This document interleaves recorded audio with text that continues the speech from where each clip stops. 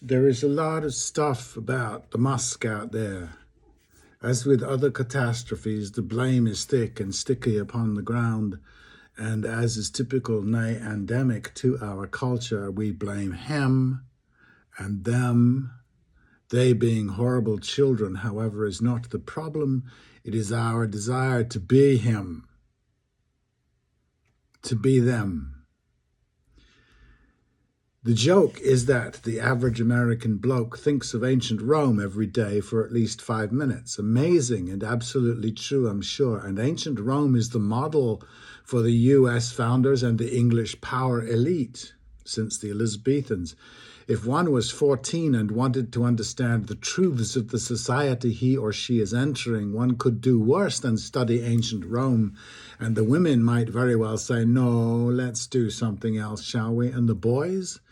Unless they have that rare psychological anomaly that does destine some of us, even at 14, to become real men, the boys will drool like they do over cowboys and Indians. There is documentary on the disaster of the Teutoburg forest of 9 AD, where between 16 and 20,000 Roman soldiers were butchered, and the wizened conclusion of the scholars of documentaria was that if the Romans had won, the Germans would have been spared Hitler. Oh my. This was a single piece of well-made scholarship of the mid-20 teens and just demonstrates the deep, starved nature of European thinkers. I put to you, had Vercingetorix won, we'd have been spared much of what the 14-year-old boy without that odd gene calls life. Elon Musk, etc. To be trite, Rome was Greece, unencumbered by Socrates' art, intuition, and the feminine principle. It uniquely rolled out and rolled with the masculine impulse. And as with all the great imbalances of the human story, it won. If one thinks that life is winning. The boys think of muscly Romuluses every day for 5 minutes, as we have Shakespearean scholars imposing Roman idiocy on Roman history. I directed the play Julius Caesar 20 years ago. It was a hit. I hadn't chosen it, but they are all so fascinating I was happy to do.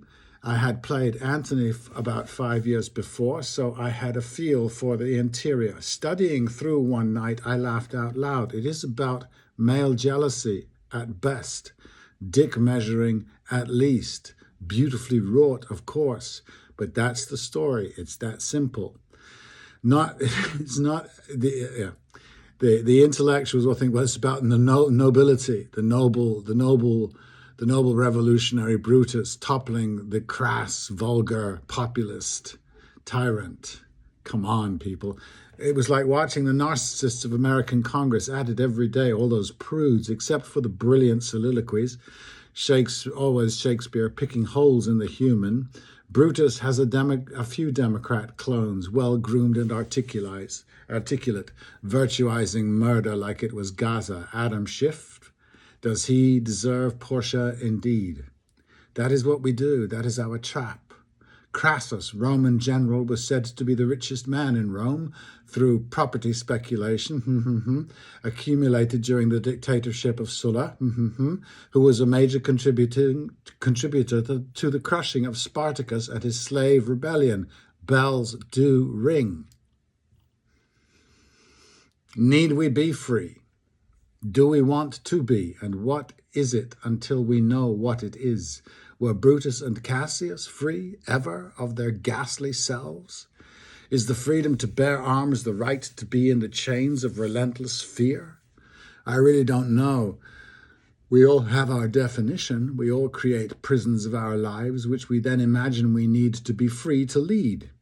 I'm not interested in coders, tech bros from the Punjab. Send me your untouchables, your cotton dyers and farmers, please. Oh, and send me your cooks, oh, India. Send me to my town mariachi guitar players, fathers of daughters and painters of murals and construction workers and landscapers who grind through the hot days and repair the broken highways and homes and hospitals and speak that language and make that food, that Aztec stuff and that mezcal. We have snobs enough. Audi wanters galore. Future Elons and Zucks are myriad, and wannabes too many. They truly have invaded. They truly have replaced somebody. Not me. They are foreigners to me, from inside and outside, and speak a language I only vaguely remember. Give me the Polish and Russian and Turkish car fixers, those parking lot attendants, all over Manhattan, none of whom were born here. You can tell by their accents, many of whom love my stick shift, can drive it even, skill set, remember? The shy boys who delivered my fridge from Lowe's. Angel speaking for Luis because Luis is learning, and good on you, Lowe's. Who told me out of school that my plumbing needed fixing? Gracias. So, yesterday I got a bit of the rest is history about Charlemagne the Great. The Great, I wondered. I didn't hang around long. I might have done years ago when greatness seemed significant. Great is overused. How do you feel? Great. Look around the bar on any given night. I have done it. I have seen greatness every time. Man or woman, someone with some light. When they get up and go, a little shadow falls. Is it a moment they're in? Is it with them always? Was it a lucky day? One might test this, come back another night, and they'd be dimmed. But no, in my experience, it's always there in them. Unless maybe I put it there. I don't know. I know this is not Charlemagne the Great greatness. So what is that greatness? Tell me, battles won? Is that strategy? Does he inspire greatness in his armies? Is it a new way of fighting he employs? Then after winning, is he single-minded in his decisions, in his allocation of tasks, his redistribution of honors and wealth? So he might also be a great administrator, not so glamorous as the warrior, but part of greatness. And he was a devout Christian, whatever that meant at that time, that allowed him so much killing. And what he did greatly was kill. Caesar, Alexander, Tamburlaine, on and on we go. Would one feel at Peter the Great? Would one feel his greatness if he walked into the room, his reputation and entourage preceding him, his limousine flanked by Secret Service agents all taller than he, the Teflon Don, any Don? I'd say off the top of head, greatness is an accumulation of what is missing in your group. Philip of Macedon left a huge and defective army when he was assassinated, and armies in those days needed someone to say, we are going to conquer Ionia, take it back from the Persians. We're going to do this, we're going to take Illyria, we're going to do that. They need somebody to tell them what to do. So they did. Had that been all he did, he would have been Alexander the Good, the ordinary, the adequate, not the great. What I think they did, he would have been, what I think he did, why perhaps he earned great, was the unexpected. Or rather, he did what had not been considered. Some night in the big tent, the lads got together, flushed from the siege of Tyre, a little drunk, when a short, muscly, self-consciously golden boy, he was born with that hair, came in and said, why don't we invade Egypt? Gosh, said Perdiccas and Ptolemy, you think? Alexander was well informed. He knew the Egyptians were weary of the Achaemenids, and he was welcomed as a liberator, and he behaved like one. After Egypt, we know what happened. So the Egyptians thought, that Greek is great. So I think greatness is when you do what has not been done, not even thought of being done, but well done, usefully done. So what are they like in the room, these greats? Are they great folks?